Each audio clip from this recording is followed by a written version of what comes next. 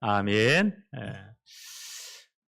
오늘 이 본문 말씀을 보니까 예수님께서 굉장히 중요한 신앙 고백을 받으시죠. 사람들이 나를 누구라고 생각하느냐. 그 당시 아마 그 팔레스타인 지역에 아마 이 검색어, 이 인터넷이 있었다면요. 최고 검색어가 누굴까요? 예수 그리스도일 거예요. 수많은 사람들이 몰려왔으니까 기적과 이적이 일어났으니까 그때 예수님이 굉장히 중요한 질문을 하십니다. 이렇게 많은 사람이 나를 따라오고 환호하는데 이들이 나를 누구라고 생각하느냐. 그때 사람들의 견해입니다. 어떤 분들은 엘리야 같다고 합니다. 예레미야 같다고 합니다.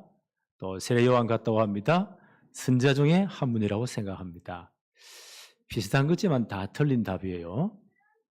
그래서 예수님 묻습니다. 그러면 너희는 나를 누구라고 생각하느냐? 그때 베드로 사도가 우리 모든 성도를 대표해서 지구 창조를 지금까지 그 시간까지 가장 정확한 가장 중요한 신앙 고백을 합니다. 그게 마태복음 16장 16절이죠. 누가복음 9장 20절입니다. 주는 그리스도시요 살아계신 하나님의 아들이십니다. 너무 중요한 고백하는 거예요. 그 고백 들어서 주님이 너무 기쁘셔서 바요나 시몬아 네가 진짜 복이 있구나. 이를 내게 알게 하니는 혈육이 아니고 하늘에 계신 네 아버지시다. 하나님이 깨닫게 하셨다. 너는 베드로다. 베드로란 말이 무슨 뜻입니까? 큰 반석이라는 뜻이에요. 큰 바위. 너의 신앙 고백을 너의 신앙을 반석같이 만들어서 그 신앙 고백 위에 내 교회를 세우겠다. 천국 열쇠를 내게 준다. 그래서 네가 땅에서 매면 하늘에서 매이고 땅에서 묶으면 하늘에서 묶인다. 모든 축복을 다 줬습니다. 성경을 다시 자세히 더 보면 이 사복음서를 자세히 살펴보면 이 신앙 고백 중심으로 앞뒤 전후가 딱 나누어져요. 그래서 이 고백 전에 모든 예수님의 말씀, 모든 기적들, 모든 것은요, 이 예수가 도대체 누구이신가, 이 예수님이 누구이신가를 설명하고 계세요. 그 예수님은 창세기 3장 15절부터 예언된 바로 메시아 그리스도이시다. 그리스도로 이 땅에 오신 분이십니다. 요한은 말하기를 아예 말씀으로 처음부터 하나님 함께 계신 그분이 하나님이 우리를 구원하기 위해서 인간의 몸을 입고 오신 분이시다. 이분이 바로 그리스도이시다. 요 고백 이후에 이제 모든 성경은요 어디를 집중합니까? 바로 이분이 그리스도라는 이 사역을 완성하기 위해서 반드시 십자가 져야 된다. 반드시 십자가 져야 된다. 그래야 우리 모든 죄와 저주가 끝나요. 그래야 사단의 권세가 완전히 결박되는 겁니다. 그래야만이 하나님 만나는 새로운 길, 산 길이 열리는 겁니다. 그래서 이 고백 이후에 예수님께서 십자가 지실 것을 계속 반복적으로 말씀하십니다. 오늘 이 본문 말씀은 이 엄청난 고백 받으신 후에 예수님의 12제자 가운데 세 분이 굉장히 중심되는 분이에요. 베드로, 요한, 안드레. 이분이 베드로, 요한, 야고보, 죄송합니다. 야고보. 이 세 분이 중심적인 분입니다. 이분을 데리시고 변화산에 올라가세요. 혼련히 변화되어서 영광스러운 모습, 주님 원래 가지신 그 영광스러움, 부활의 몸 때 이 영광이 나타나잖아요. 변화됩니다. 그때 구약 전체를 대표하는 모세, 엘리야가 함께 나타나셔서 말씀을 나누시는데 그 말씀 나누는 주제가 뭐요? 예수님이 예루살렘 올라가실 것이고 거기서 이 산헤드린 공회원들에게 잡히게 될 것이고 제사장들과 이 바리새인에 잡히게 될 것이고 그리고 십자가 지실 것을 이야기하십니다. 왜요? 그래야 우리를 구원할 복음이 완성되기 때문에, 그래야 하나님의 나라가 완성되기 때문에 가장 중요한 말씀을 하시는 거예요. 그런데 이걸 제대로 못 깨달은 제자들은 이런저런 엉뚱한 이야기를 합니다. 오늘 그 본문이에요. 결론적으로 말하면 정말 이 그리스도와 복음, 그분이 십자가를 통해 이루신 하나님의 나라를 제대로 이해 못하면 늘 헷갈립니다. 예. 오늘 우리에 적용하면 우리가 정확한 복음 이해 못하고 하나님 나라를 이해 못하면 자꾸 헷갈리는 소리를 해요. 엉뚱한 짓을 해요. 그게 교회사의 증거예요. 2000년 교회사의 증거가 이 복음을 제대로 이해 못하니까 하나님 나라를 제대로 이해 못하니까 늘 엉뚱한 짓 하다가 이래저래 문제와 사건이 벌어지는 거예요. 오늘 그 축소판이에요. 오늘 성경 한번 볼까요? 누가복음 9장 28, 29절에 이 말씀을 하신 후에 8일쯤 되어 굉장히 신앙 고백이죠. 주는 그리스도시요 살아계신 하나님의 아들이십니다. 주님은 하나님의 그리스도이십니다. 굉장히 중요한 고백 받으신 이후에 8일쯤 되어서 예수께서 베드로와 요한과 야고보를 데리고 기도하시러 산에 올라가사 29절입니다. 기도하실 때에 용모가 변화되고 그 옷이 휘어져 광채가 나더라. 이 예수님이 원래 가진 영광이었거든요. 요한복음 1장 14절에 이렇게 말씀합니다. 말씀이 육신이 되어 우리 가운데 거하심에 우리가 그의 영광을 보니 아버지의 독생자의 영광이요 은혜와 진리가 충만하더라. 원래 이분은 말씀으로 계신 하나님이십니다. 그 신성이 나타나면서 영광이 막 드러납니다. 예수님 부활 사건 이후에 이 영광의 몸으로 부활하실 거예요. 그죠? 그 몸으로 변형되십니다. 30절 한번 볼까요? 문득 두 사람이 예수와 함께 말하니 이는 모세와 엘리야라. 이 영광스러운 자리에 구약 전체를 대표하는 모세는 구약 율법을 상징하는 분입니다.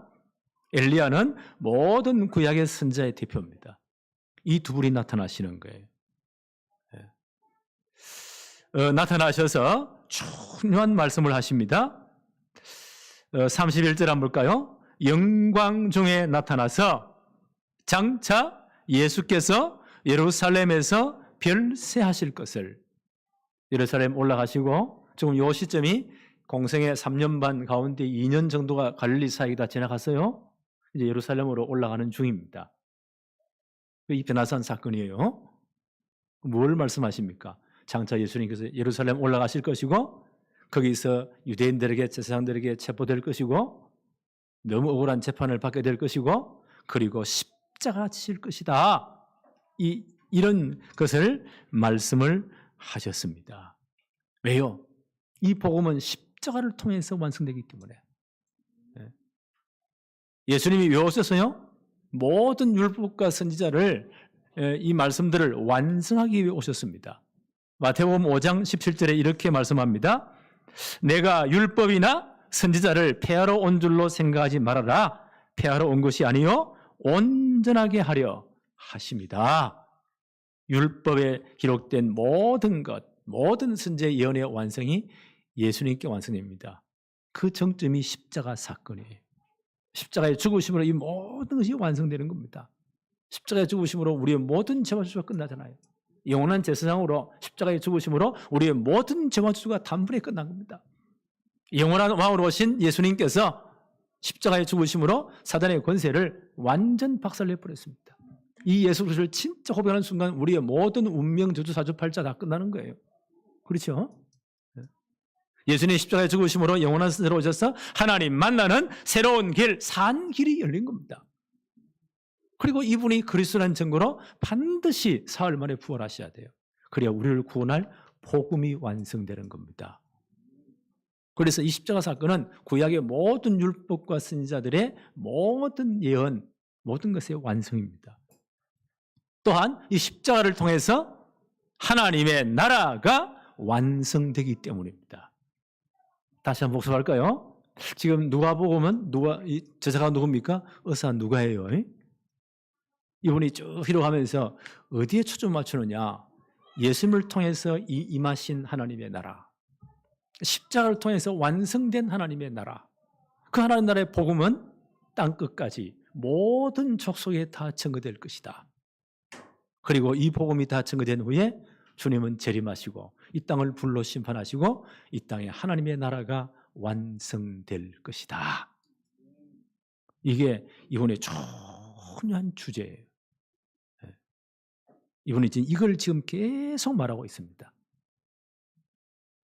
그래서 십자가 제한 이유가 하나님의 나라는 예수 그리스도의 십자가로 완성되기 때문입니다. 하나님 나라는 어떤 나라예요? 첫째, 하나님 나라는 한 영혼을 천하보다 귀하게 여기는 나라. 이 하나님의 나라예요. 하나님 나라를 그렇게 봐주셨습니다. 천하보다 내가 귀하기 때문에 하나밖에 없는 독생자 외아들 그리스도를 내놓으신 거예요. 그를 대신 십자가에 못 박으시고 나를 구원하셨습니다. 우리가 하나님 나라 백성된 거예요. 두 번째 하나님은 어떤 나라예요? 그 크신 하나님이 우주 만물을 창조하시고 지금 역사를 운행하시는 그 크신 하나님이 누가 된다고요?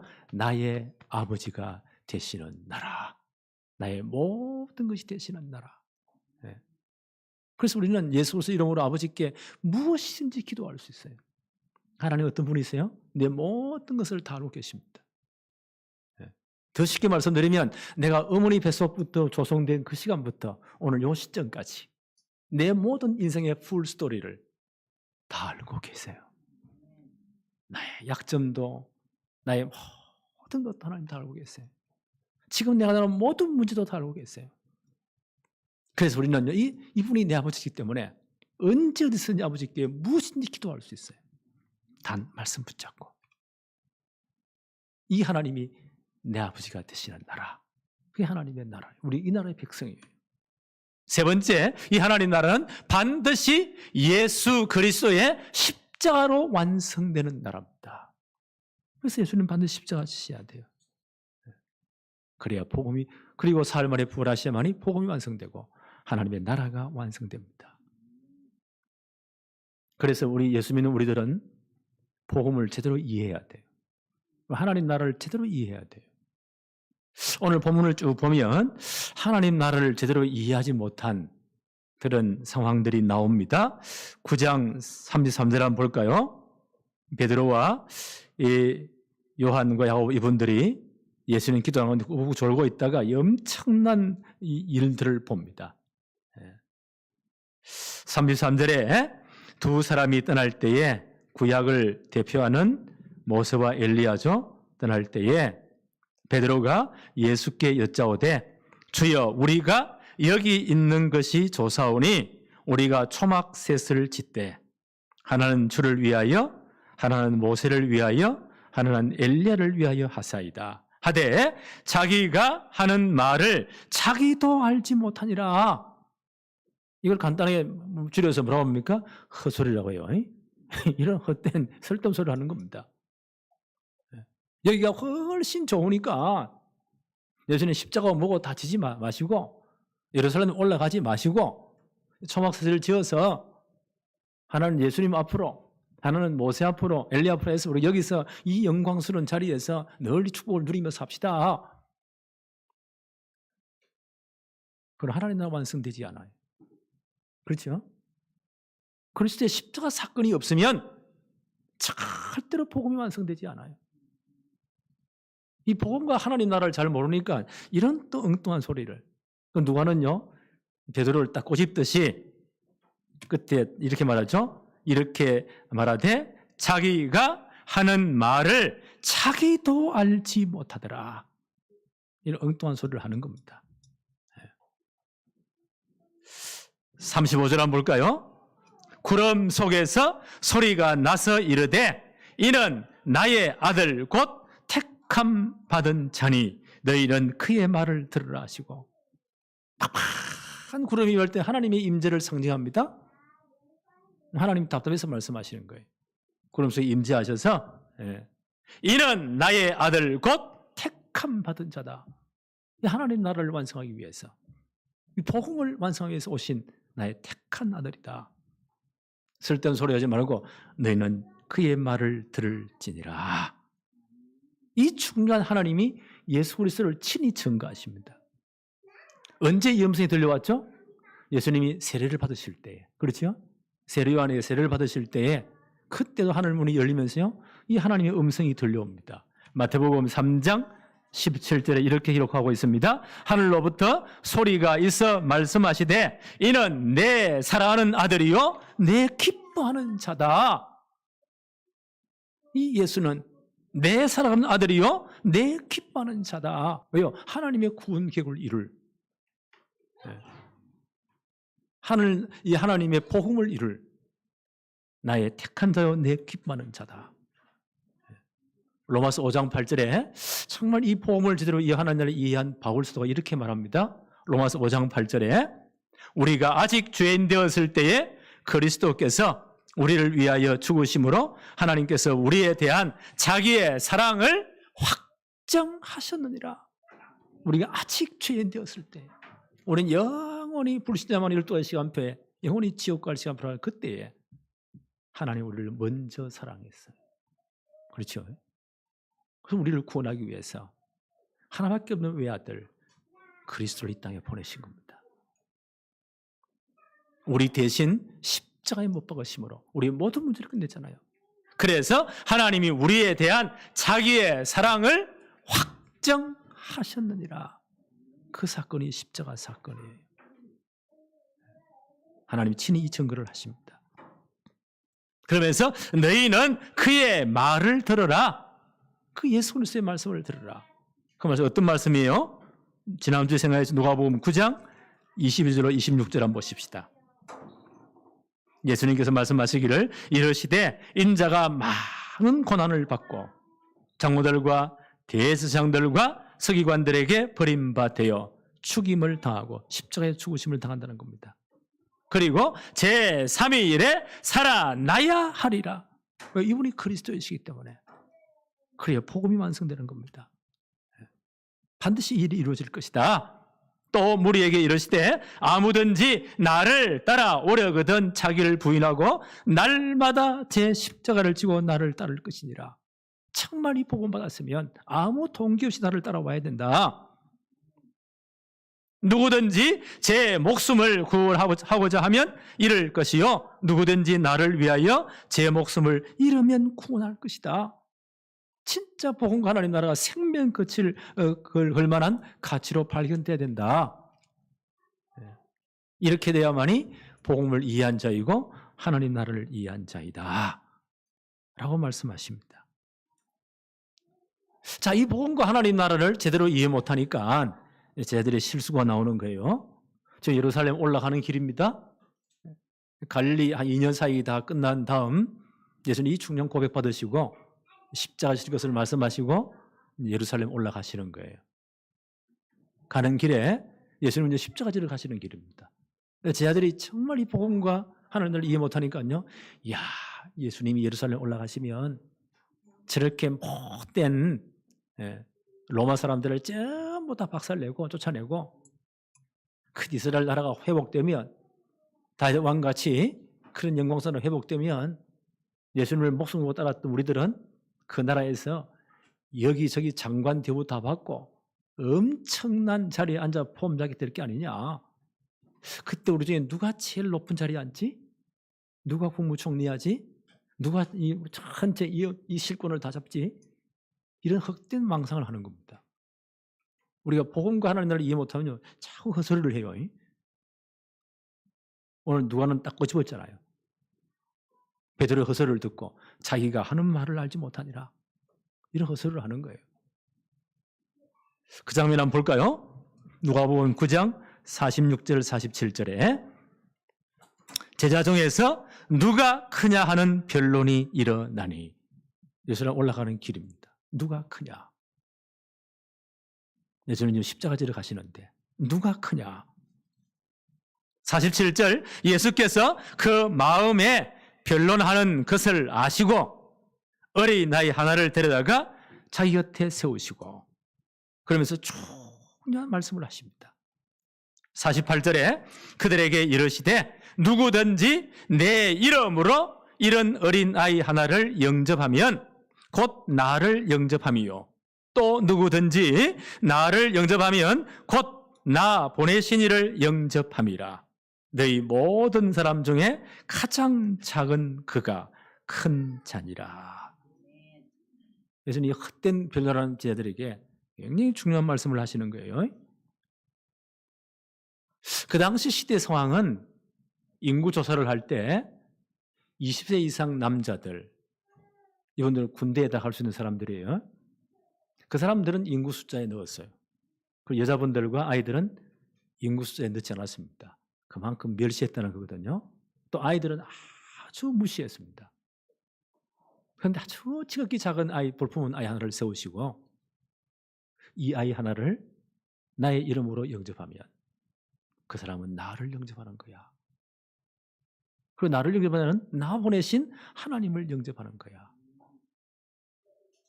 무슨 말일까요? 예수님이 그리스도의 십자가로 완성된 하나님의 나라는 지극히 작은 한 영혼이 천하보다 귀하다는 거예요. 그게 하나님의 나라예요. 아무리 작아 보이지만 우리 이제 자본주의 사회에 살고 있잖아요. 자본주의는 모든 거 돈으로 계산 전부 다 환산을 해요. 누가 행복하냐? 돈 많으면 행복하대. 누가 진짜 성공했냐? 돈을 엄청 벌면 행복하대. 엄청 큰 집에 살고 어마어마하게 숫자가 많으면 행복하대. 이게 자본주의에 물든 사람들이에요. 그럼 진짜 행복합니까? 엄청 학교를 나오고 스펙을 쌓고 성공했대. 하나님 나라 기준은 그게 아니에요.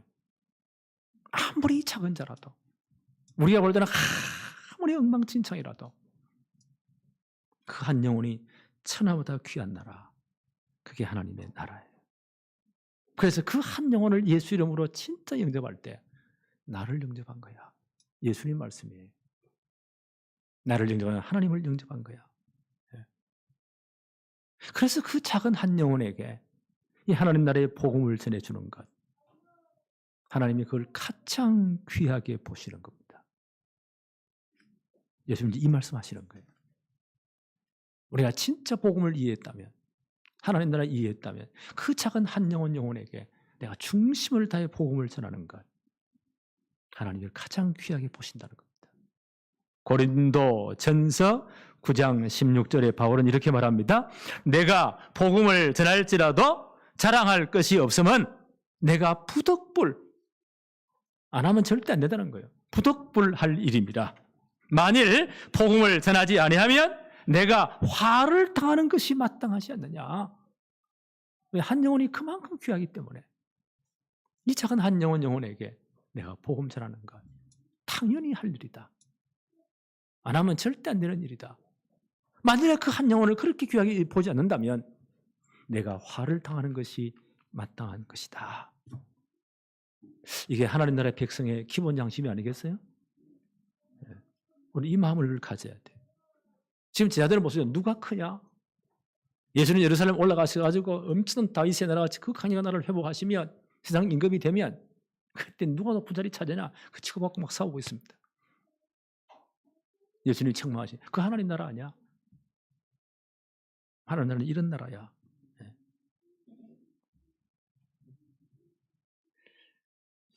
예수님은 그렇게 말씀하면 뭐라고 말씀하세요? 하나님 나라에서는 지극히 작은 자가 가장 큰 자야. 세상의 논리와 전혀 반대죠.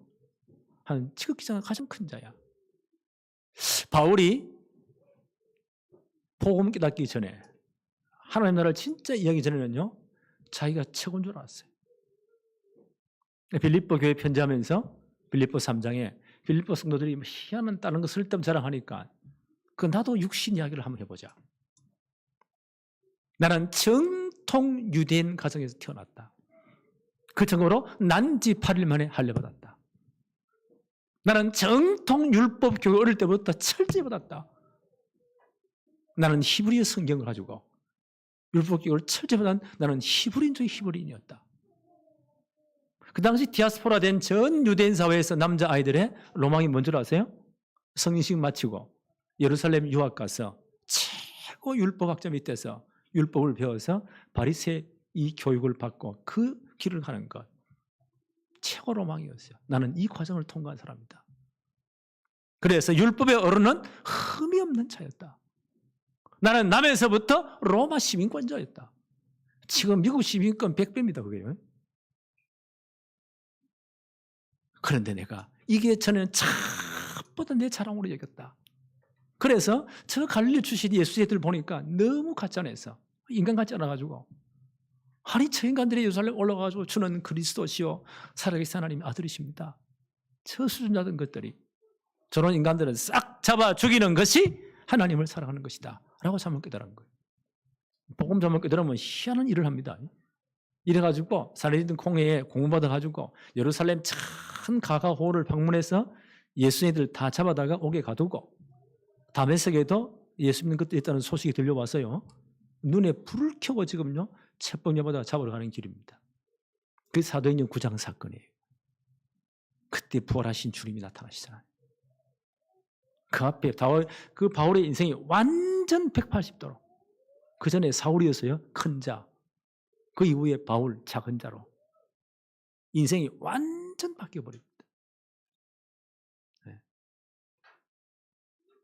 이 그리스도를 내가 진짜 알고 난 다음 내가 가진 모든 것을 배설물로 모든 자랑을 배설물로 나는 다 버렸다. 왜냐하면 내 주 예수 그리스도를 아는 지식이 가장 고상하기 때문이다. 빌립보 3장 8절. 정말 복음을 이해하고 하나님 나라를 제대로 깨달으니까 나는 아무것도 아니구나. 나는 아무것도 아니구나. 바울이 뭐라고 고백해요? 고린도전서 15장 8절에 이렇게 자기를 고백합니다. 맨 나중에 만삭되지 못하여 난 자 같은 내게도 주님이 나타나셨다는 거예요. 고린도전서 15장은 부활장이죠. 그리스도의 부활 사건을 12제자가 먼저 봤고요. 그 다음에 500의 형제들이 일시에 보기도 했고요. 바울이 고린도전서를 기록할 때 그중에 태만이나 많은 사람들이 예수님의 부활을 목격했고 그들이 살아있지 않느냐. 그런데 맨 나중에 만삭되지 못하여 난 자 같은 내게도 다메섹 예수들을 잡으러 가다가 부활하신 주님을 직접 만나잖아요. 바울은 자기를 표현하기를 만삭되지 못하여 난 자 같은 아이가 10달을 채워야 나와야 정상이지 않습니까? 그 만삭이 7개월, 8개월 만에 나왔다. 미숙아예요. 지금이야 뭐 어르신들이 워낙 좋으니까 인큐베이터 넣어가지고 잘 길러요. 저는 이상이 없어요. 지금 2000년 전이에요.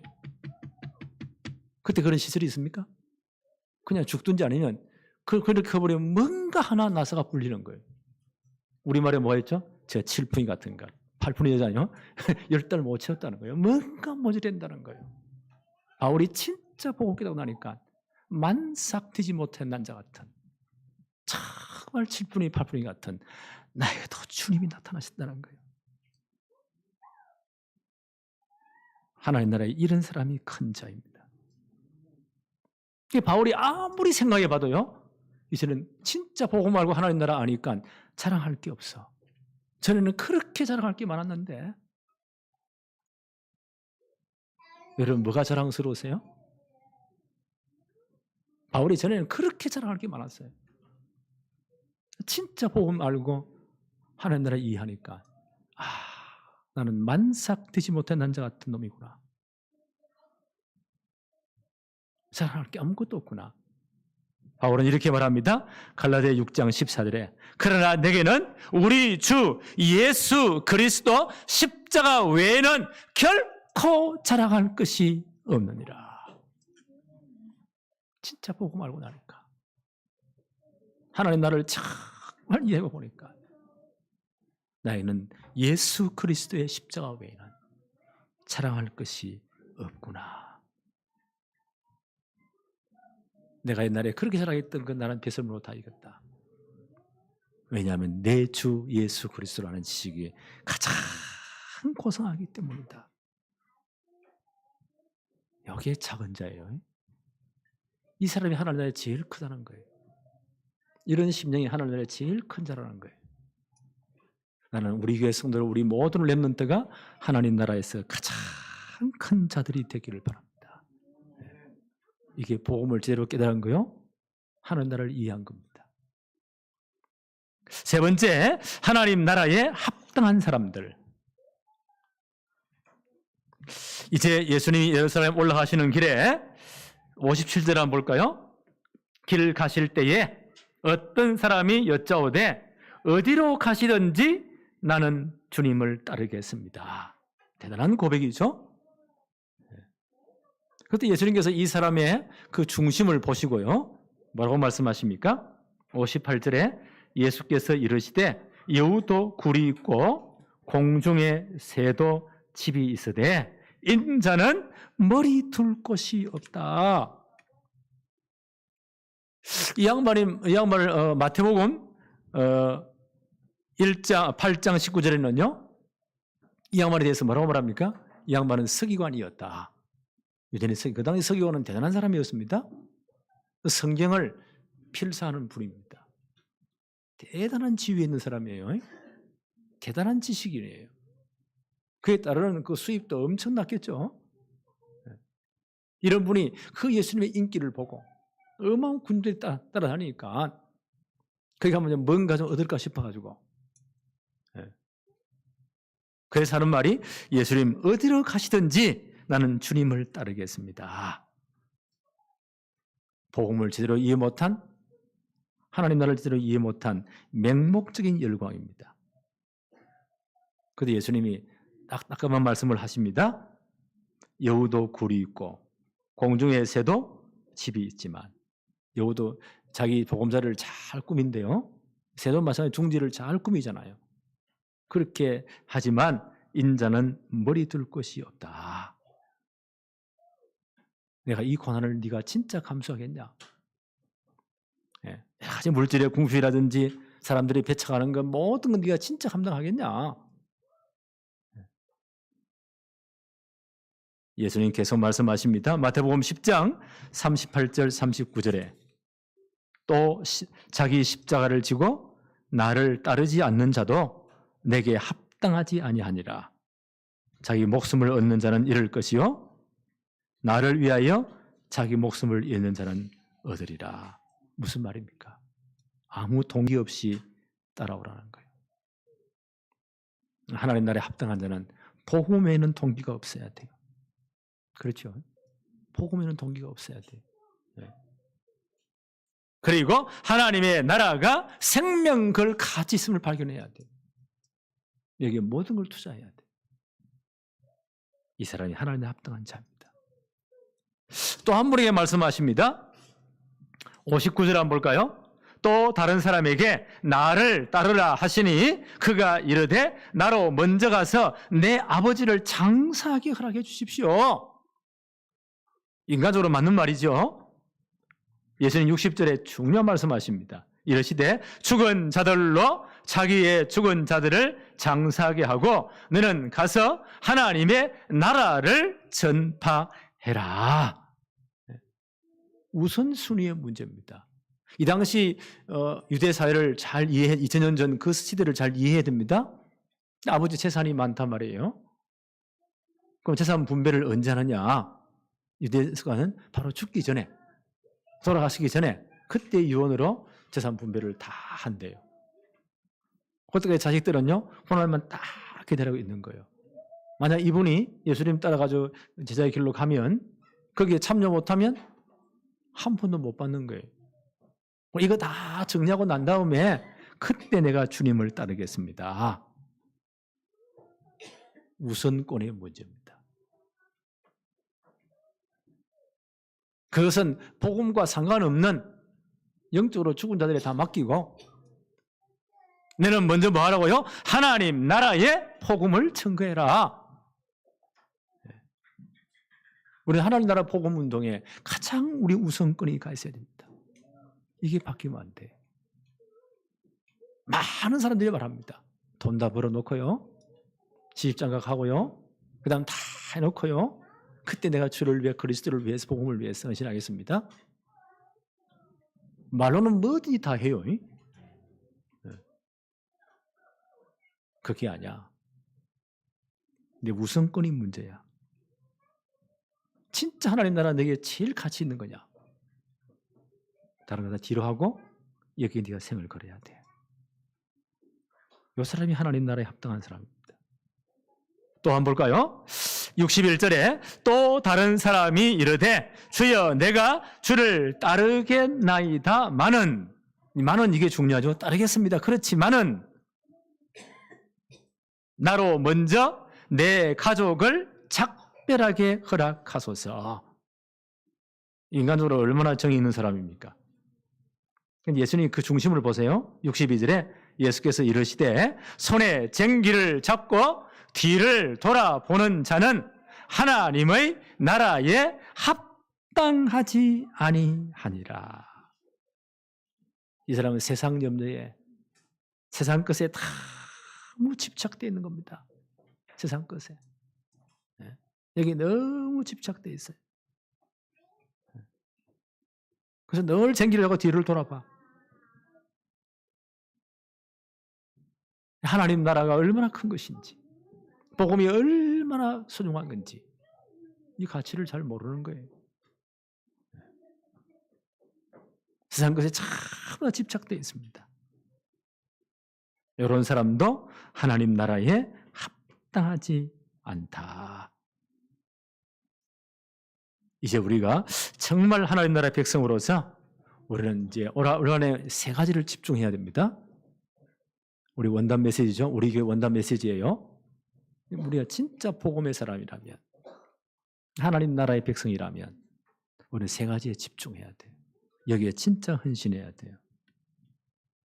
하나님의 나라는 한 영혼이 천하다 귀한 나라예요. 이 한 영혼 찾아야 됩니다. 그 사람의 진짜 안타까운 마음으로 기도하고, 그 한 영혼 중에 가장 가까이 있는 분이 누굴까요? 우리 가족들입니다. 사도행전 16장 31절에 주 예수를 믿으라 그리하면 너와 내 집이 구원 얻으리라. 내가 예수 믿는 하나님, 우리 가족 전체에, 우리 친족에 하나님 분명 비행했다고 생각합니다. 오늘 명단 다 적으세요. 네. 그러고 진짜 기도하세요. 안에 성경 앞에 딱 적어놓고 늘 기도하세요. 때로는 하나님 앞에 눈물로 기도하세요. 정말 관심도 가지세요. 물질도 투자하세요. 진짜 그분이 어려울 때 헌신하고 도와주세요. 왜요? 그분이 복음받아야 되기 때문에. 그 한 영혼이 천하보다 귀하기 때문에. 이거는 하겠지요. 많은 거 하는 게 아니고 하나님 이걸로 원하시는 겁니다. 그리고 우리 주위에 누가 있다고요? 사도행전 13장 48절의 사람. 영생을 주시기로 하나님이 작정해 놓은 사람. 그 사람이 있대요. 근데 그 사람이 이마에 작정된 자 선하십니까? 그럼 굉장히 쉬운데 우리는 잘 몰라요. 그래서 기도하라는 겁니다. 내 주위의 분들 놓고 한 묵상 한번 기도해 보세요. 내 마음에 딱 걸리는 분이 있을 거예요. 제 양반 예수 믿어야 되는데, 저 사람이 진짜 복음 받아야 되는데, 그 사람이 작정된 분일지도 모릅니다. 그분에 진짜 집중합시다. 네. 복음 전에 정말 진짜 헌신합시다. 오늘 이거 하는 해입니다. 여기에 집중합시다. 네. 두 번째, 하나님은 지금도 말씀으로 역사하시잖아요. 우리는 이제 말씀에 집중해야 돼. 저는 여러 간증을 들어보면서 어떤 분 간증에 이분이 막 어릴 때보다는 너무 공부가 싫고 학교에서는 매일 꼴등하고 그 엄마는 하나밖에 없는 아들이 이놈 성공시킨다고 그 사건을 하면서요 두드리 패가면서 잠을 안 자가면서 과외 수업 시키고 아무리 해도 매일 꼴등이라. 다들 이런 사람이 어릴 때부터 이제 하도 엄마가 잔소리하니까 예수 교회에 도망갔는데 이러다가 어쩌다가요 하여튼 제일 꼴등으로 줄 서가지고 전문학교 들어갔어. 그 양반이 마음속에 내가 성경 한번 읽어봐야 되겠다.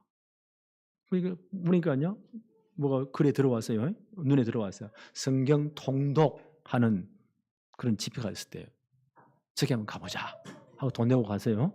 그러면 일주일 만에 한 번 성경 전체를 통독하는, 굉장히 빠른 속도로 읽어주면 집중하면 성경을 다 읽는.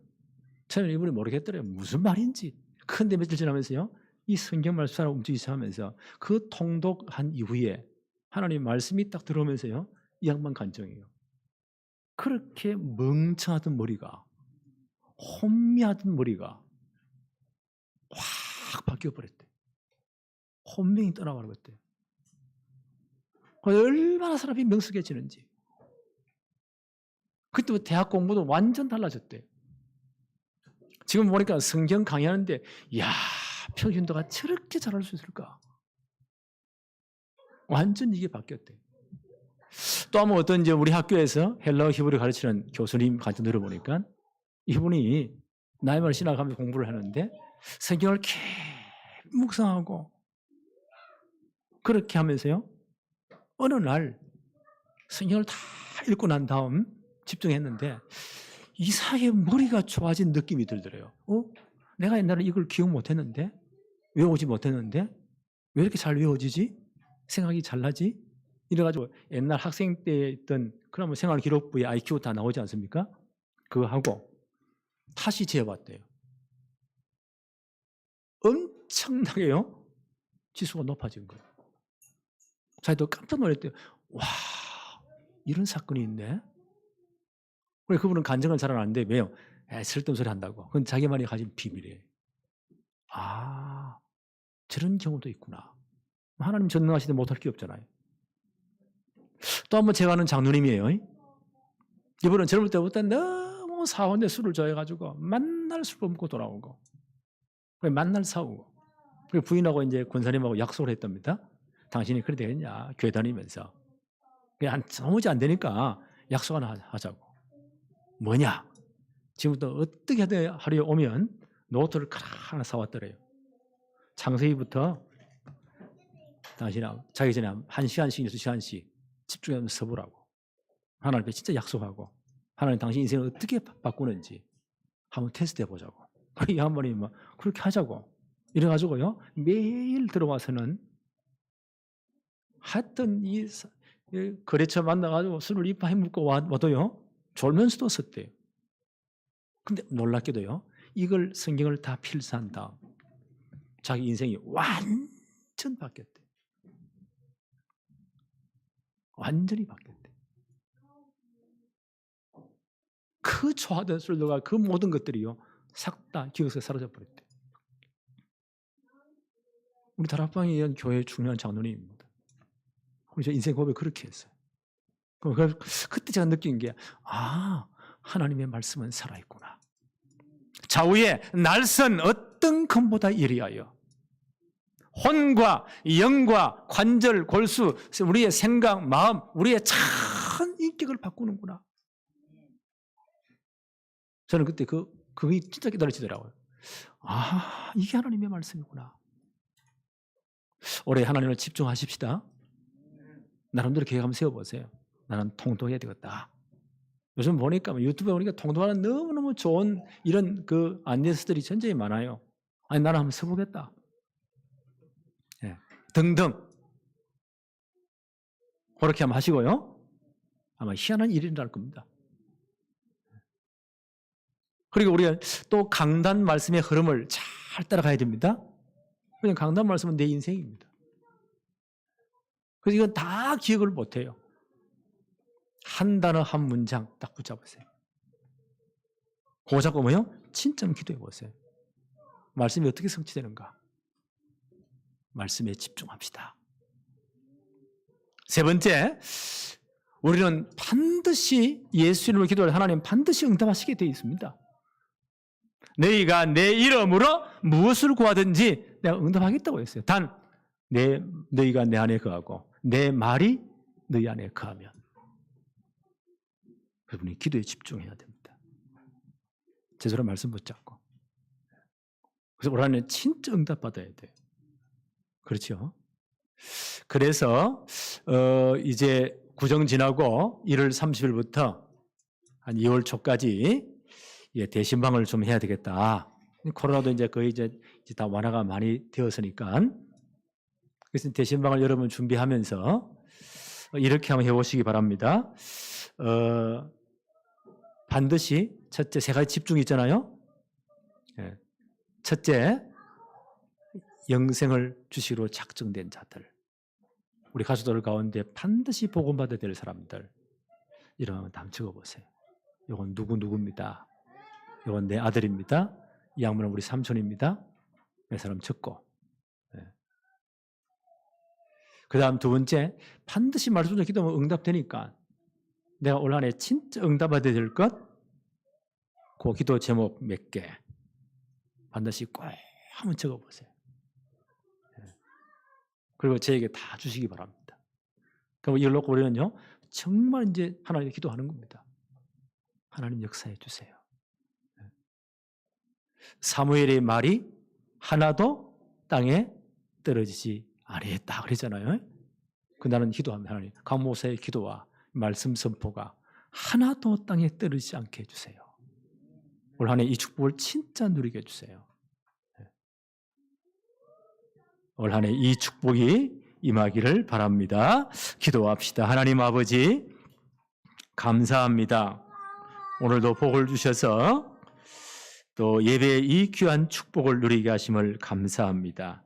이제 우리 모두가 하나님 나라에 합당한 자들이 되게 하여 주옵소서. 특별히 올 한 해에는 한 영혼에 집중하며 어떻게 하든지 정말 하나님 나라의 복음을 전하도록 축복해 주옵시고, 우리가 말씀에 집중하도록 역사하여 주옵시며, 우리가 정말 기도에 집중하며 응답받는 역사들이 일어나게 하옵소서. 예수 그리스도 이름으로 기도하옵나이다. 아멘.